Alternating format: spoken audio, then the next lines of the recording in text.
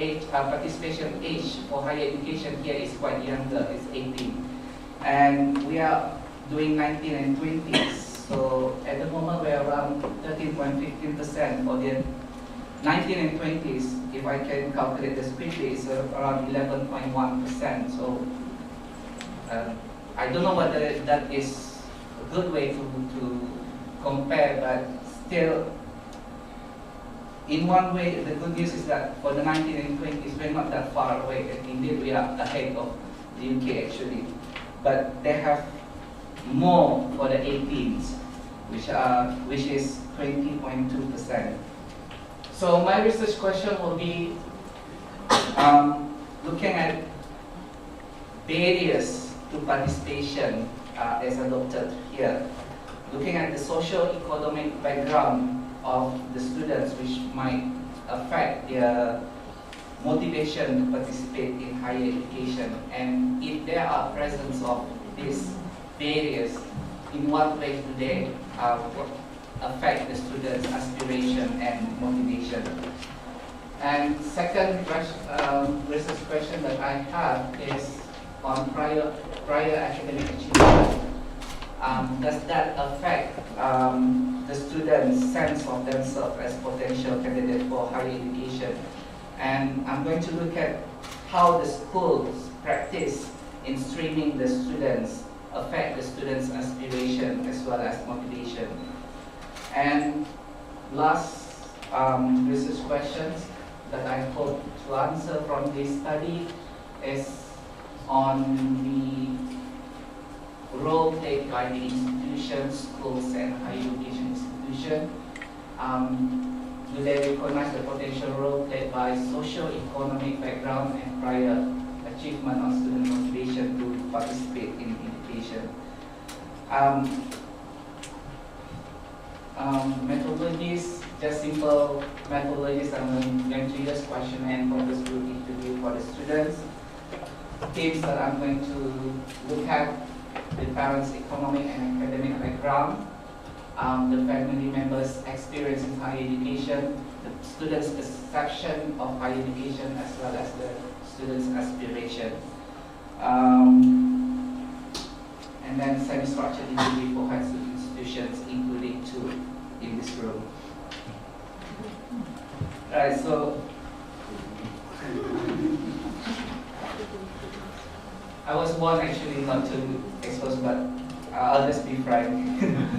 Right, if we involve around 100 year 11 students from two underperforming schools, actually I was connected actually by one of my lecturers by labeling the schools as underperforming. It's quite sensitive here. So underperforming schools, as I define it, is schools that have not performed very well in public examinations, especially GCE or level, which are the two schools that I know, schools that are below the score for their GCE or level. Every year they are under the national average. I'm not going to tell you what the schools are for ethical reasons. And for each school, the sample will be further divided into two categories: half from a more academically able class, and the other half from a less academically able class. And obviously has all the two schools involved. So I will do some quantitative analysis on this, and as well as that analysis will attempt to look at the significance of the barriers to the students. I will do some comparisons between the schools, which look at the effect of location, between classes, prior achievement, and between parents' background, the socio-economic, and between gender. Obviously, that we can expect girls tend to have a higher motivation to participate in higher education than the boys. So the discussion point that I will look at is, are there really barriers to participation in Brunei as perceived by students.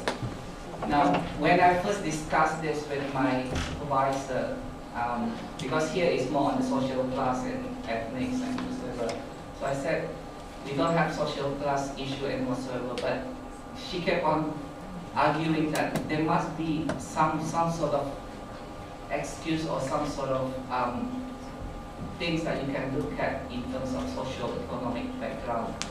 So I'm going to use to look at the general, the parents' socio-economic background for the students.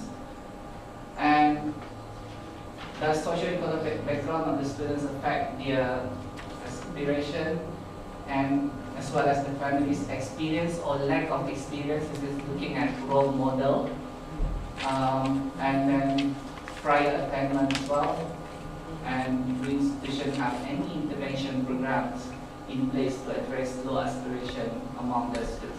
Now I'm quite worried as well with this study because there are a lot of things going on in Brunei, SPF 21, Higher Education Review Committee, but I'm trying to be positive as well that I will get at least some information that I think I can that will be able to assist the current efforts that we are doing in Brunei. So basically, that's my presentation. Thank you very much.